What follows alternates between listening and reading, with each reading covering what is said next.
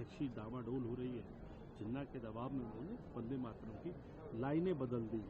सबसे पहले आप ये बताइए कि पार्लियामेंट में हम एंशिएंट हिस्ट्री पढ़ने आए हैं? क्या हम हिस्ट्री पढ़ने आए हैं?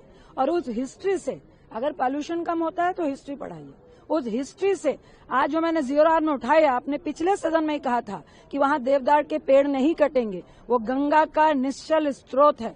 तो आप ये 1875 से लेकर 1975 की बात करिए, क्या उससे अभी फॉरेस्ट कटने में लाभ हो रहा है? क्या उससे हसदेव में जो लाखों पेड़ काट रहे हैं इंडस्ट्री बैठाने के लिए, उसको लाभ हो रहा है?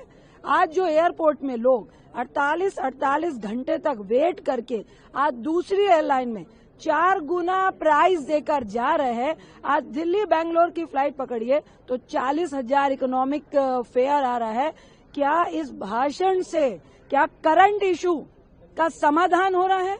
देखिए, मुझे लगता है कि ये सिर्फ और सिर्फ मुद्दों को भटकाने का काम कर रहा है। वंदे मातरम हमने भी पढ़ा है, आनंद मठ हमने भी पढ़ा है, किस तरह लोग क्रांति कर रहे थे हमने भी पढ़ा है। बिल्कुल, लोग साधु के वेश में किस तरह से मुगलों को हो या ब्रिटिशर्स से हो लड़ रहे थे, हम लोगों ने भी पढ़ा है।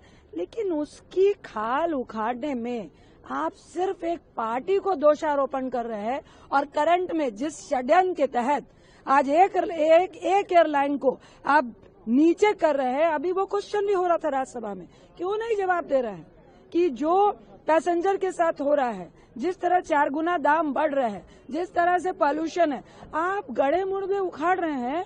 ये नहीं बता रहे हैं कि 1875 से लेकर 1975 में AQI कितना था, उसकी भी बात कर लीजिए ना।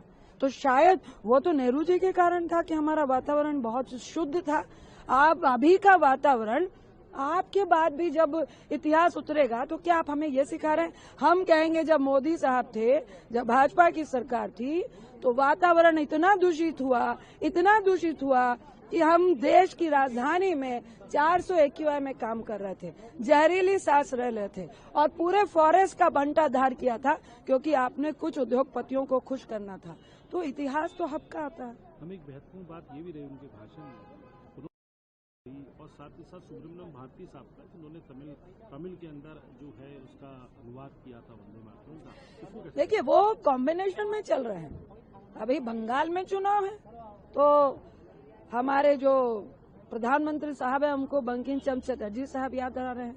चूंकि केरल में भी चुनाव है, उधर भी तमिलनाडु में भी चुनाव आने वाला है, तो वहाँ पे भी उनको याद आएंगे। वो बिल्कुल सीरियल बाय सीरियल चलते हैं। जहाँ पे चुनाव है वहाँ पे आग लगाने का काम करना है। इनको वंदे मातरम का, क्रांतिकारियों का दर्द नहीं है, इनको चुनावी मोड में बंगाल में चुनाव मुझे कैसे जीतना है, ये उस दर्द में भाषण दे रहे हैं और क्रांतिकारियों की आड़ में सिर्फ अपना काम करना चाहते हैं।